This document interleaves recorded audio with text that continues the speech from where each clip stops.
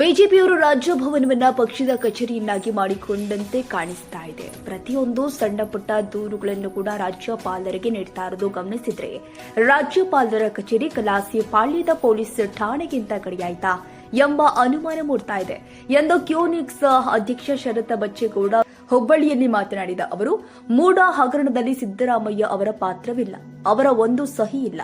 ಪ್ರಕರಣದಲ್ಲಿ 19 ಜನರ ಹೆಸರಿದ್ದು ಕೂಡ ಅವರನ್ನ ಬಿಟ್ಟು ಸಿದ್ದರಾಮಯ್ಯ ಅವರನ್ನ ಗುರಿಯಾಗಿಸಿಕೊಂಡಿರುವುದು ರಾಜಕೀಯ ಷಡ್ಯಂತ್ರ ಎಂಬುದು ಸ್ಪಷ್ಟವಾಗುತ್ತೆ ಎಂದು ಕಿಡಿಕಾರಿದ್ರು. ವಿರುದ್ಧವಾಗಿರಬಹುದು, ಕುಮಾರಸ್ವಾಮಿ ಅವರಾಗಿರಬಹುದು, ಶಶಿಕಲಾ ಜೊಲ್ಲೆ ಅವರಾಗಿರಬಹುದು, ಇವ್ರ ವಿರುದ್ಧವಾಗಿ ಯಾರಿಗೂ ಕೂಡ ಪ್ರಾಸಿಕ್ಯೂಷನ್ಗೆ ಅನುಮತಿ ಕೊಡದೆ 1.5 ತಿಂಗಳೊಳಗಡೆ ಯಾವುದೋ ಒಂದು ಇಲ್ಲದ ಸಲ್ಲದ ಆರೋಪದ ಮೇಲೆ ಈ ರಾಜ್ಯದ ಅತ್ಯಂತ ಜನಪ್ರಿಯವಾದಂಥ ಮುಖ್ಯಮಂತ್ರಿಗಳಾದಂಥ ಸಿದ್ದರಾಮಯ್ಯ ಅವರ ಮೇಲೆ ಇವತ್ತವರ ಪ್ರಾಸಿಕ್ಯೂಷನ್ಗೆ ಅನುಮತಿ ಮಾಡಿದ್ದಾರೆ.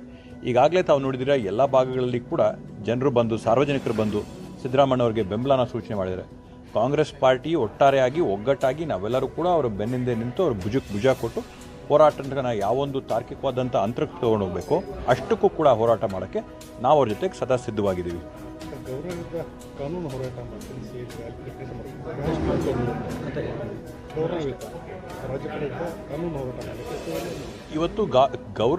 ಗವರ್ನರ್ನ ಕಚೇರಿ ರಾಜಭವನ ಇವತ್ತೇನಾಗಿದೆ, ರಾಜಭವನಕ್ಕೂ ಕೂಡ ಬಿಜೆಪಿ ಕಚೇರಿಗೆ ಯಾವುದೇ ಒಂದು ವ್ಯತ್ಯಾಸ ಇವತ್ತು ಕಾಣ್ತಾ ಇಲ್ಲ. ಇವತ್ತು ನಿನ್ನೆ ನಾವು ನೋಡಿದ್ದೀವಿ, ಸುಮ್ಮನೆ ಇಲ್ಲದ ಸಲ್ಲದ ಆರೋಪಗಳನ್ನ ಮೊನ್ನೆ ಮಾನ್ಯ ಪ್ರಿಯಾಂಕ್ ಖರ್ಗೆ ಸಾಹೇಬ್ರ ಮೇಲೂ ಅರ್ಜಿ ಕೊಟ್ಟಿದ್ದಾರೆ. ಏನಿದು ಗವರ್ನರ್ ಕಚೇರಿ ಏನು ಕಲಾಸಿಪಾಳ್ಯಂ ಪೊಲೀಸ್ ಸ್ಟೇಷನ್ಗಿನ ಕಡೆ ಆಗೋಯ್ತಾ? ನೇರವಾಗಿ ಸಿಕ್ಕಿದ ಪಕ್ಕಿದ ದೂರುಗಳನ್ನೆಲ್ಲ ತೊಗೊಂಡೋಗ್ಬಿಟ್ಟು ಗವರ್ನರ್ ಕಚೇರಿಗೆ ಕೊಟ್ಟು ಅವ್ರ ಮೂಲಕವಾಗಿ ಇಲ್ಲಿ ಸುಸ್ಥಿರವಾದಂಥ ಆಡಳಿತನ ಅಸ್ಥಿರಗೊಳಿಸೋಂಥ ಒಂದು ಪ್ರಯತ್ನ ಇವತ್ತು ಬಿಜೆಪಿಯವ್ರು ನಡೀತಾ ಇದೆ. ತಾವೆಲ್ಲ ನೋಡಿದ್ರೆ ಬಿಜೆಪಿ JDS ಅವರು ಸತತವಾಗಿ 1.5 ವರ್ಷದಿಂದ ಯಾವಾಗ ನಾವು ಪ್ರಮಾಣ ವಚನ ತಗೊಂಡ್ರು ಆವಾಗಿಂದ ಈ ಸರ್ಕಾರನ ಕೆಡುವಂಥ ಪ್ರಯತ್ನ ಮಾಡ್ತಾ ಇದ್ದಾರೆ. ಮೊದಲು ಕೊಂಡ್ಕೊಳಕ್ಕೆ ಪ್ರಯತ್ನ ಮಾಡಿದ್ರು, 50-60 ಕೋಟಿ ಕೊಟ್ಟು ಅದಕ್ಕೆ ಯಾರೂ ಬಗ್ಗಿಲ್ಲ ಅಂತ ಹೇಳಿದ್ದಕ್ಕೆ ಅದಾದ ನಂತರ ED-IT ರೇಡ್ ಮಾಡಿಸಿದ್ರು. ಅದರಿಂದನೂ ಕೂಡ ಏನೂ ಆಗಿಲ್ಲ ಅಂತೇಳಿ ಅವ್ರ ಕೈಯಲ್ಲಿ ಮುಖ್ಯಮಂತ್ರಿಗಳ ಮೇಲೆ ಏಳಿಸ್ರಿ, ಸಚಿವರುಗಳ ಮೇಲೆ ಏಳಿಸ್ರಿ, ಶಾಸಕರುಗಳ ಮೇಲೆ ಏಳಿಸಿದ್ರಿಂದ ED-IDಯಿಂದ ಪ್ರಯತ್ನ ಮಾಡಿದ್ರು. ಅಲ್ಲಿ ಕೂಡ ಆಗದೇ ಇದ್ದಂಥ ಸಂದರ್ಭದಲ್ಲಿ ಇವಾಗ ರಾಜ್ಯಪಾಲರನ್ನ ರಾಜ್ಯಭವನ ಇವತ್ತು ಬಿಜೆಪಿ ಕಚೇರಿಯಾಗಿ ಪರಿವರ್ತನೆ ಮಾಡಿಕೊಂಡು ಅಲ್ಲಿಂದ ಅವರ ಕಾರ್ಯವೈಖರಿಗಳನ್ನ ಅವ್ರು ಮಾಡ್ತಾ ಇದ್ದಾರೆ. ನಿಜವಾಗ್ಲೂ ಇದು ಪ್ರಜಾಪ್ರಭುತ್ವದ ವ್ಯವಸ್ಥೆಯಲ್ಲಿ ಅತ್ಯಂತ ಖಂಡನೀಯವಾದಂಥ ಒಂದು ನಡವಳಿಕೆನ ಇವತ್ತು ಈ ರಾಜ್ಯಕ್ಕೆ ದೇಶಕ್ಕೆ ಇವರು ತೋರಿಸ್ಕೊಟ್ಟಿದ್ದಾರೆ ರಾಜ್ಯಪಾಲರ ಕಚೇರಿಯಿಂದ. ಕಾಂಗ್ರೆಸ್ಸಲ್ಲೇ ಹುನ್ನಾರ ನಡೆದಬೇಕಾದ್ರೆ ತಾವೇ ನೋಡಿದ್ರ ಬಿಜೆಪಿಯವರೇನು ಪಾದಯಾತ್ರೆ ಮಾಡಿದ್ರು ಬೆಂಗಳೂರಿಂದ ಹಿಡಿದು ಮೈಸೂರಿಗೆ, ಅದಕ್ಕಿಂತ ಯಶಸ್ವಿಯಾಗಿ ಅದರ ವಿರೋಧವಾಗಿ ಅವರು ಮಾಡ್ತಿರ್ತಕ್ಕಂಥ ಅಪಪ್ರಚಾರಗಳನ್ನ ಜನಕ್ಕೆ ಬಯಲು ಮಾಡಬೇಕು ಅನ್ನೋ ನಿಟ್ಟಿನಲ್ಲಿ ನಾವು ಕಾಂಗ್ರೆಸ್ ಹೊಡೆದಂಥ ಆ ಜನಾಂದೋಲನದಲ್ಲಿ ಎಷ್ಟು ಜನ ಸೇರಿದರು, ಎಷ್ಟು ಒಗ್ಗಟ್ಟಾಗಿ ಸಚಿವರುಗಳು ಶಾಸಕರುಗಳೆಲ್ಲರೂ ಬಂದಿದ್ರು. ಎಲ್ಲ ಪ್ರದೇಶಗಳಿಂದನೂ ಕೂಡ MLA ಬಂದು ಭಾಗವಹಿಸಿದ್ರು. ಇದು ಕೂಡ ಬಿಜೆಪಿಯವರು ಹಬ್ಬಿಸ್ತಿರ್ತಕ್ಕಂಥ ಒಂದು ಸುಳ್ಳಿನ ಸುದ್ದಿ. ಯಾವುದೇ ಒಂದು ವಾಸ್ತವಾಂಶ ಇದರ ಹಿಂದೆಗಡೆ ಇಲ್ಲ. ನಾವೆಲ್ಲರೂ ಕೂಡ 136 ಜನ ಕೂಡ ಅವ್ರು ಒಗ್ಗಟ್ಟಾಗಿದ್ದೀವಿ. ಸಚಿವ ಸಂಪುಟ ಅವ್ರು ಒಗ್ಗಟ್ಟಾಗಿದೆ. ಹೈಕಮಾಂಡಿನ ಆಶೀರ್ವಾದ ಬೆಂಬಲ ಅವ್ರಿಗಿದೆ. 100ಕ್ಕೆ 100 ಸಿದ್ದರಾಮಯ್ಯ ಅವ್ರ ಅವಧಿ ಏನಿದೆ ಅವಧಿನ ಅವರು ಮುಗಿಸ್ತಾರೆ.